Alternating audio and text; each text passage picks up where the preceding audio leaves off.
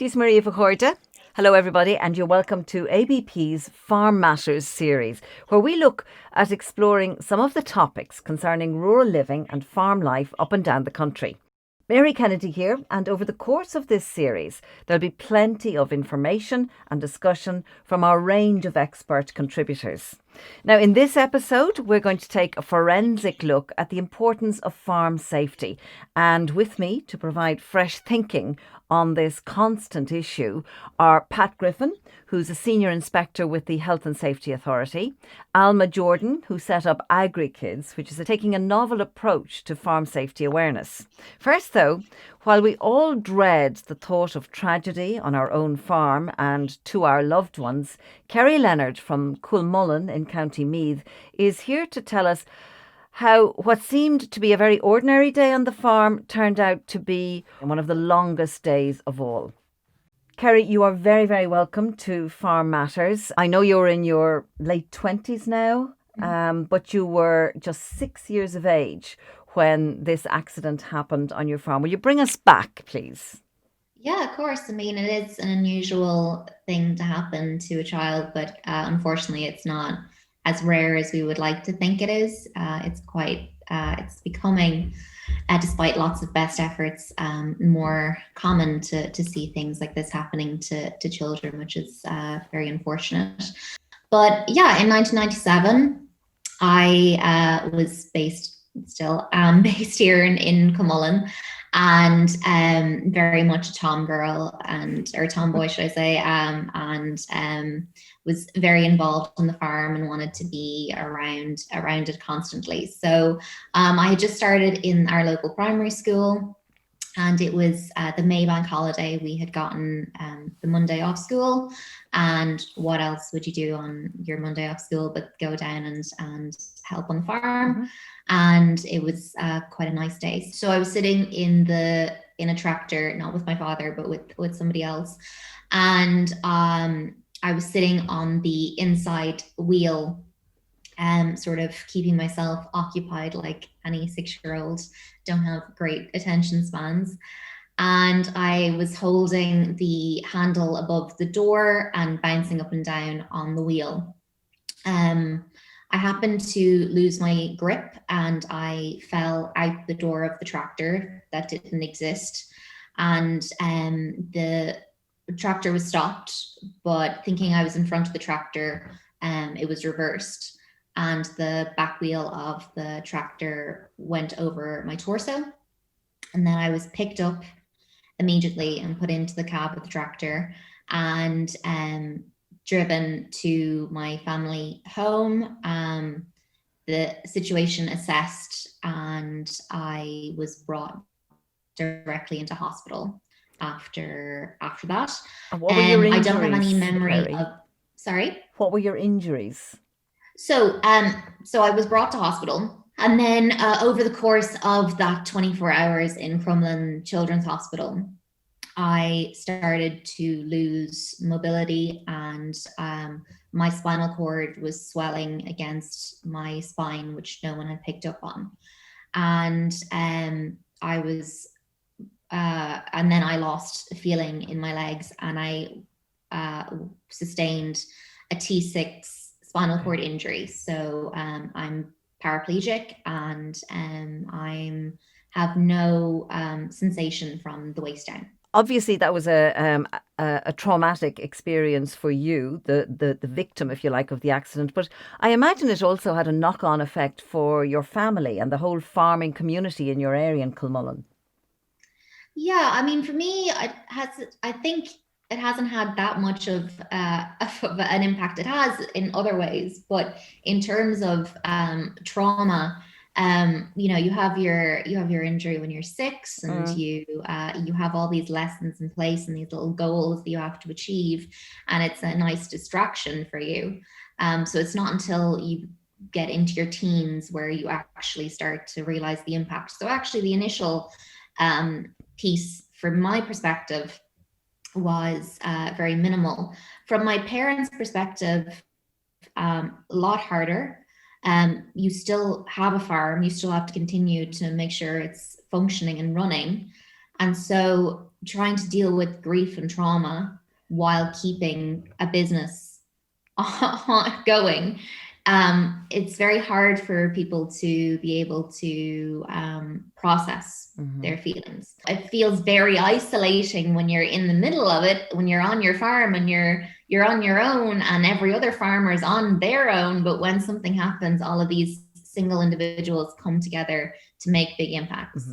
Which is very, very important, because yes, it is a time of grief and adjustment for your family, but to have the support of the community is huge. You mentioned that at 6 years of age, you coped with the recovery well. Tell us about the psychological implications as you say, you became a teenager, and you realised there were things you couldn't do. For me, I had a rough time the last year of primary school. And I had a rough time the first few years of secondary school because I didn't go to the same secondary school as people I went to school with, because I didn't want to be around that. And I hadn't quite kind of figured out who I was in the world. So it wasn't until I was in 16 or so that I actually realized that in order to be happy, I had to be honest with myself. So I came to terms with that. Again, another benefit of being in a wheelchair, I think, or having a spinal cord injury. A lot of people don't come to terms with that until they're much older. Versus me, I needed to do that.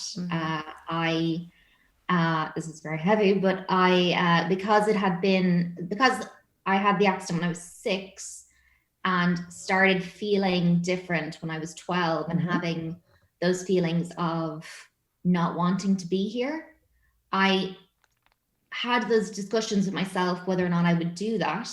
And I didn't want to put my family through that, because they had coped after the 6 years, and I was going to throw a bomb into it again by leaving the world. I'm thinking that for you to have worked out and to have gone through those very, very low points, and then to have come to terms with it at, as you say, about the age of 16 is huge. It's hugely mature. Your injury has not held you back. Tell us about post leaving cert and what you've achieved. You went to college. You've taken on sport. Lots of things. Yeah, so again, I've done a lot of things. If you pull up my CV and you look at it, it's pretty impressive. But there's certainly wasn't the smoothest of rides. I did the leaving cert. I repeated the leaving cert. I wasn't happy with it, and I managed to. So I started doing a sport that I had started when I was younger, which was archery. I started going and participating in that more and more. And then I got a role with the London Olympics and Paralympics to work just in transport for them, which was great. So summer of 2012, I had started getting back into archery properly. I went to a few competitions. I also then went to London for a few months. And then my grandmother was freaking out that I hadn't got a college education and I had to come home and do a degree. So I did a degree in Maynooth for 3 years, a business degree, and then that was 2015. So I had started doing more and more archery, and I decided to try and qualify for Rio. Needed to finish 8th at the World Championships. I finished 9th. I needed to finish 1st at the European Championships. I finished 2nd. Oh. I needed to finish top 3 at the last qualifier, and I finished 7th. So I was just out of the loop. And then went back to looking for jobs, and I got another role with a tech company, which I started 2 months ago. So the archery is paramount, but you've got other strings to your bow, if you'll pardon the pun again. Bum bum. There's is it breeding? Is it horse breeding you're involved in, and photography? And I mean, the list is there's a lot of stuff, isn't there? My degree in Maynooth incorporated the equine industry as well into it, and so in order for me to have to absorb more information, between myself and my dad, we decided to get a mare and breed her. So we've done that for the last couple of years. And our success rate, let me just say, it's for the love. We're doing it for the love of it, because it's if anybody tells you about horses, you start with, in order to make a fortune, you have to start with a bigger fortune. So it hasn't been great from a success point of view. I don't see myself breeding a secretariat anytime soon, to be honest. But it's been enjoyable and a good thing to share with my dad. What would be your message to, if you like, people who don't have an injury, who might have somebody like you in their class? Because I think that's very important, and the way you shared was very honest and very open.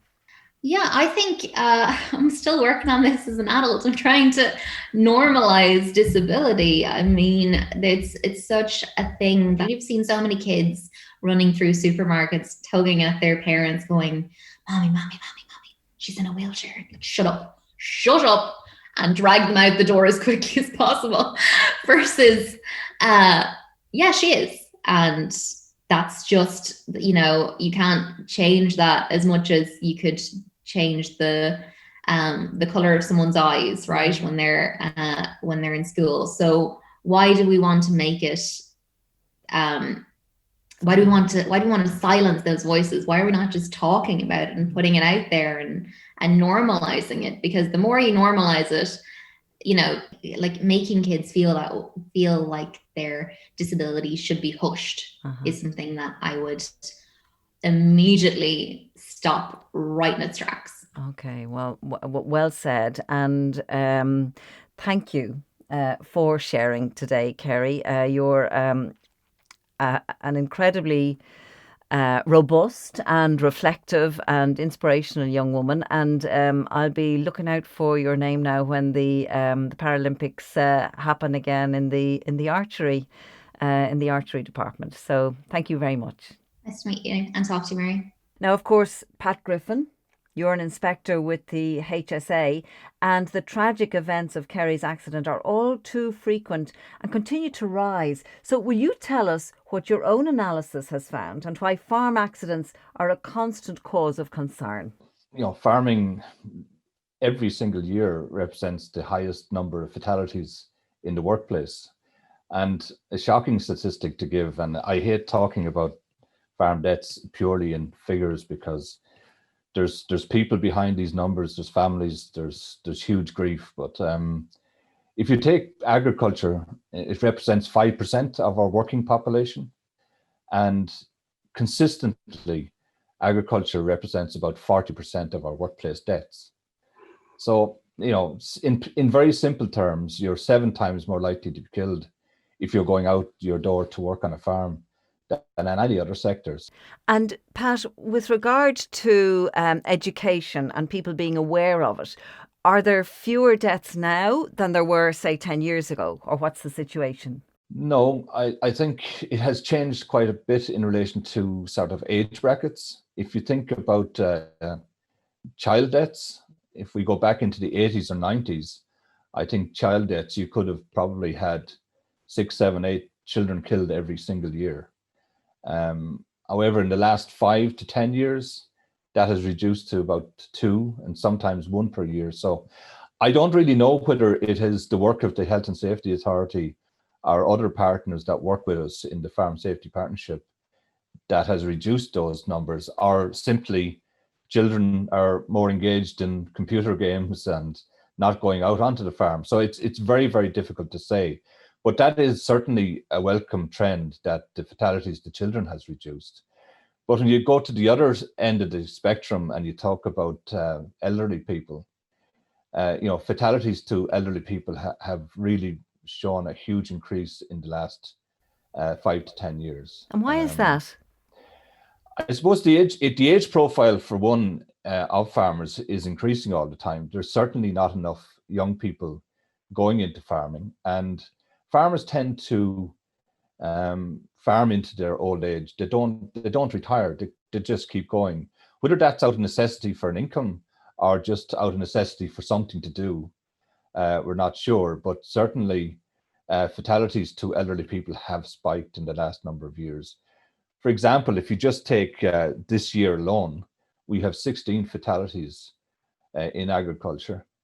9 of those are over 65, and 3 of those are children, because I think the COVID restrictions have kept children on farms. So there's actually a slight increase in child deaths. So if you add children and the elderly, it's 75% of the fatalities this year. So it is hugely worrying. Mm-hmm. Are there places that are more at risk, if you like, than others? Yeah, it does change, year to year. But I think for a number of years, dairy farming was very noticeable in the figures in relation to fatalities. But in recent years, maybe the last couple of years, cattle rearing and beef production has actually spiked, and the fatalities in dairying and tillage has gone down. Farmers tend to be very, very busy people, and you can't really compare what the fatal accident numbers are this year to even 5-10 years ago, because I mean the output in agriculture has increased hugely. I mean, if you go back maybe 10 years ago, the economic value of agriculture to the country could have been maybe 3 billion. Now it's gone up to 8-10 billion per year. So the production levels have increased. Mm-hmm. Farmers are under far more pressure to actually work and produce more. And regardless of what business you're in, if you produce more and work more, you're at more risk and you potentially have more deaths. I'm just thinking, when you think of farmers and they are early risers and they're working from early morning and very long hours, even something as simple as tiredness has to be a factor. Fatigue is a huge, huge problem, particularly at specific times in the year.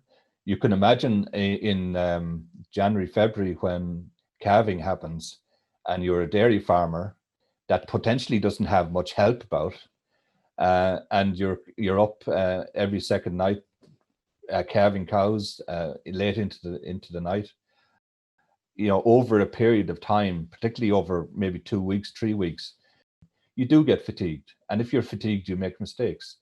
We know ourselves, anyone that has experienced fatigue, you do make mistakes. And even driving on the road in recent figures has shown that, fatigue in driving is a huge problem. Imagine putting yourself then driving a very large machine, tractor with trailers, and you're fatigued, what the potential risks are there. How could you compartmentalize the accidents in terms of percentage risk, say with regard to animals, with regard to machinery, with regard to just falling maybe? Yeah, well, we keep a track, obviously, of all fatalities that happened in agriculture. We don't have as good a handle on non-fatal accidents. We rely on a national farm survey that's done by Teagasc for those figures. But if we just look at fatalities, which is where the big concern is, if you add tractors, vehicles, and machinery, it represents half the problem. 51% of fatalities are associated with tractors, vehicles, and machinery over the last 10 years. But then if you look at different age cohorts, Right. if you look at children, in fact, and you add tractors, vehicles, and machinery, it represents 82% of the fatalities that children experience. So going back to Kerrie's story, certainly, being around tractors and machinery is highly dangerous for children.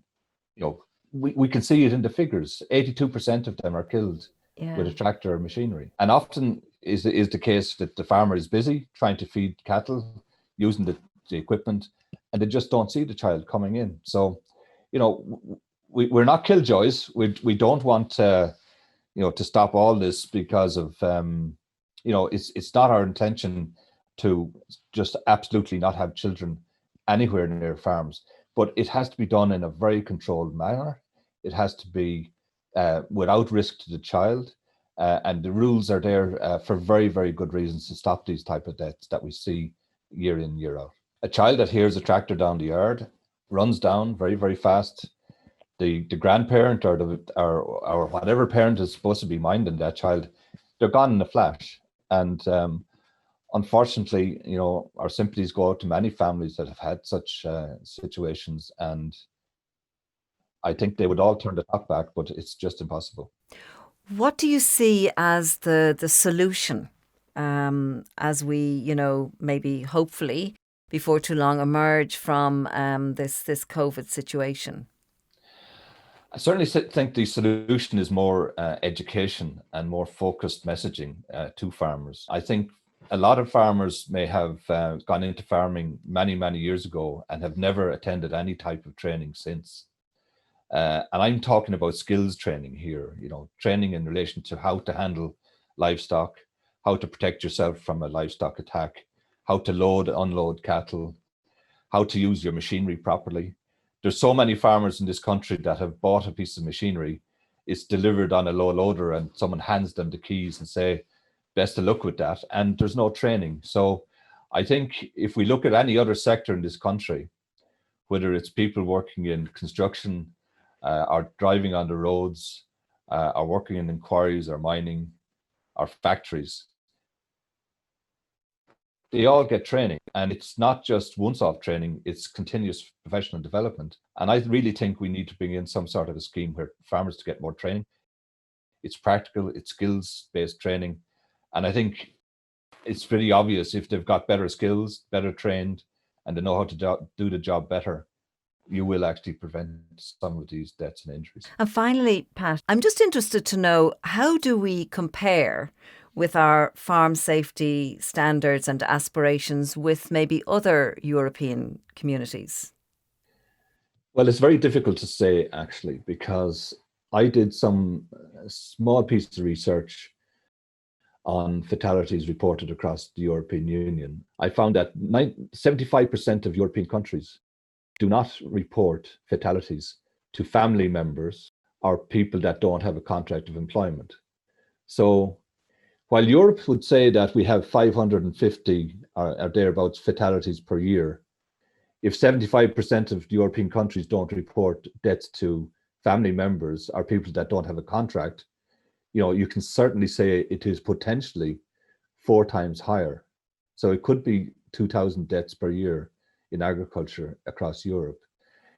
I would say the better performers in Europe at the moment would be some of the Nordic countries and the UK.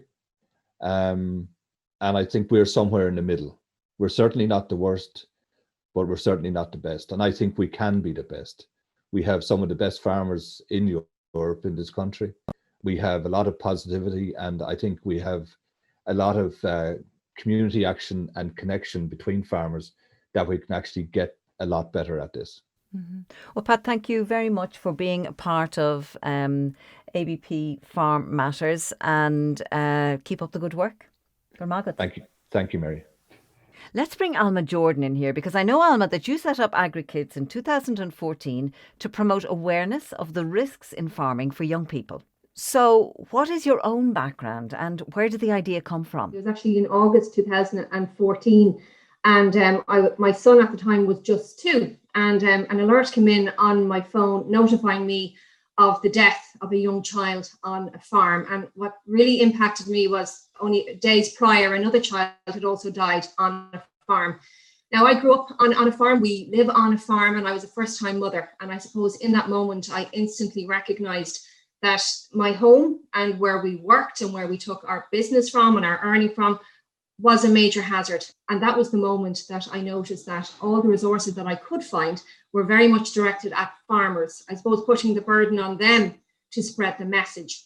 Now, work I had done prior with the likes of green schools had told me how influential children could be in bringing home serious messages. And I said to myself, why don't we talk to our children? Why don't we do something that's a bit more inclusive of the entire farm family unit? So I set about creating AgriKids, and I operate under a very strict ethos. I want to engage, I want to educate, and I want to empower our children to be our ambassadors for farm safety. It's a lovely, I suppose, idea to have these children as ambassadors of safety. I mean, what a wonderful I suppose, responsibility for them. They absolutely love it, because what I went about doing was I started creating storybooks and games and activities, and very much the end user being children, but it gave parents the opportunity to deliver the message in a way that probably hadn't been done before. And when I brought out the books, etc., I really thought that that's where my story was going to end. Mm-hmm. But it was when a librarian approached me and asked me would I mind doing a workshop. And I said, okay, I'm not quite sure how that might work, but I'll give it a go. And it was in that moment, a library in North Dublin, I had 7 children, but I actually saw how children engaged with the topic for myself. They didn't just talk about tractors. They talked about John Deere. They talked about New Holland. They didn't just talk about cattle. They talked about limousines or cementals. And it was very specific, and they were very passionate about it. And since that time, I've actually developed the workshops within primary schools and preschools, and over 30,000 children have taken part.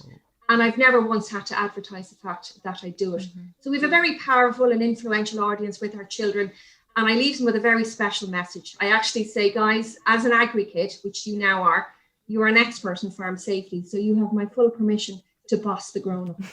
So I know they will go home and they will lecture daddies and granddads and grannies and aunts and uncles about some of the knowledge that they have had. And to know that conversations around bulls and tractor safety are happening in homes mm-hmm. after an AgriKids event, I think is a really good solid start to kind of changing the culture that is really toxifying the agricultural sector.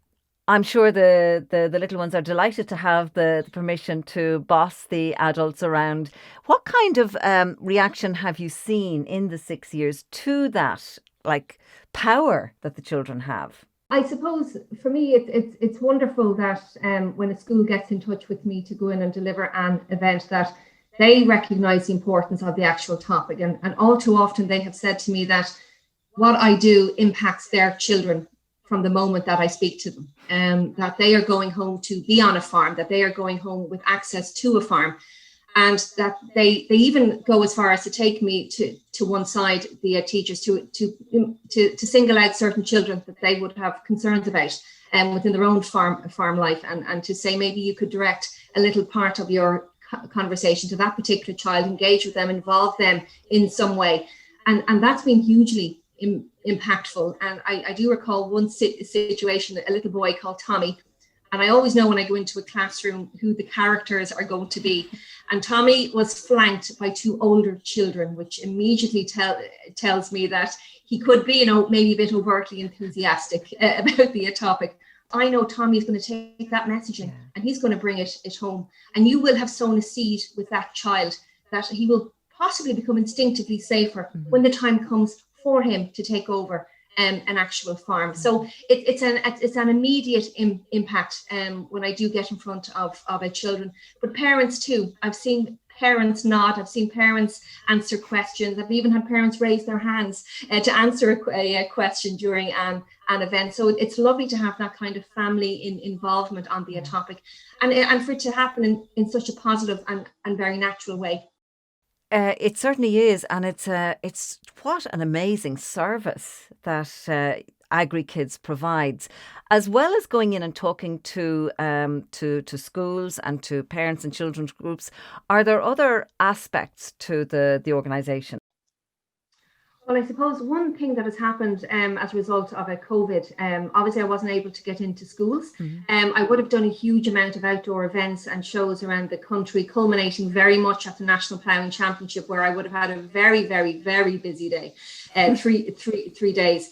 But because those services can no longer be delivered, I've pivoted everything to an online forum. So I'm now delivering webinars directly into classrooms and directly into homes. So when homeschooling was very much a thing, I actually ran a number of events for parents that they could log their children on.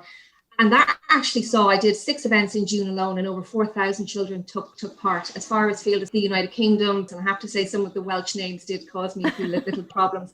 But to have that kind of impact and to still be able to deliver the message was hugely rewarding for me, and has opened up a whole new world of possibility in getting the AgriKids message out there.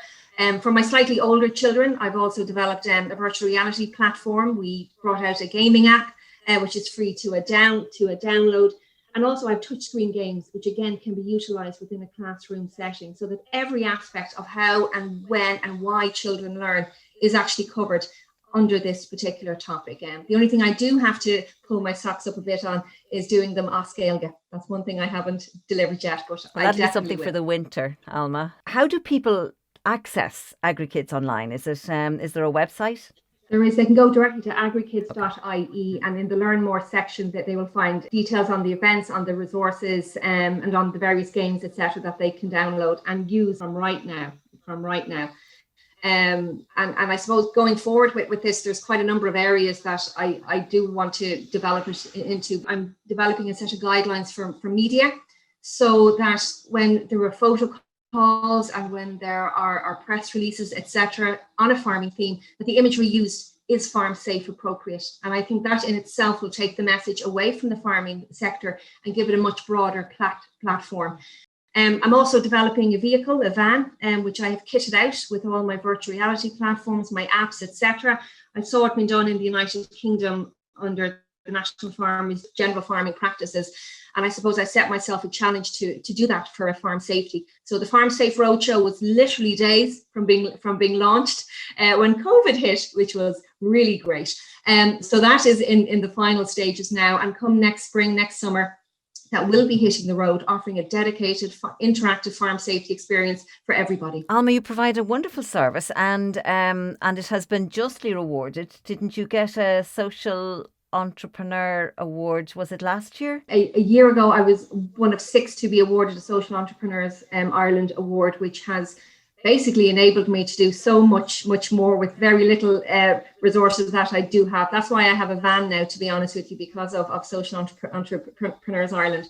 And it's also given me access to other partners who are willing to come on board and help me and enable me to do what I do. And it's too important not to do what I do. And I recognize the value that it gives to people and the voice that it gives within households also, where a lot of people might feel they don't have a voice to say, no, I don't approve of that. Having a service like AgriKids is providing a voice to not just the person with the concern, but to the children too. And let me tell you, they tend to shout the loudest. Absolutely. It's all about the safety. Well, listen, congratulations on what you have brought into the farming sector in this country, and every good wish to you for the future. And thanks also to Pat Griffin of the HSA, and special thanks to Kerrie Leonard for that very moving account of her own fateful day. Of course, all the information and details about the show can be found on our homepage, which is www.abpfoodgroup.com. So until the next time, Mary Kennedy here saying thanks for tuning in and safe farming. Slán